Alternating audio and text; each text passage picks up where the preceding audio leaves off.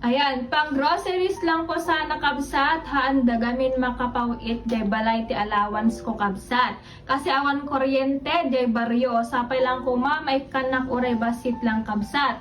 Kuna ni April Joy Ramos. So dahil lang guys, no, magpapadala kami kahit konti lang guys, no. So sa mga nangangailangan lang muna ngayon guys, no. Dahil na bagyo, kailangan din ng pang allowance. Ayan guys, na-receive na po ni ma'am. Ayan, ingat po always. God bless. Okay, so next naman tayo. Sana po mabigyan kahit pang grocery lang po, kahit pambili lang po gatas kasi wala pong work dahil sa bagyo. Taga Pangasinan. So guys, si Cristina Domingo Agulan. So magpapadala din kami sa kanya guys, no, kahit konti lang guys, no, sa halagang 500 pesos lang. Sana makatulong na to sa inyo guys, no.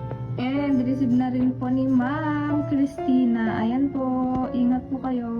Ng Gcash, so magbibigay ako ng 10 players na magre-register at magde-deposit lang ako. 39 GL na sa comment section.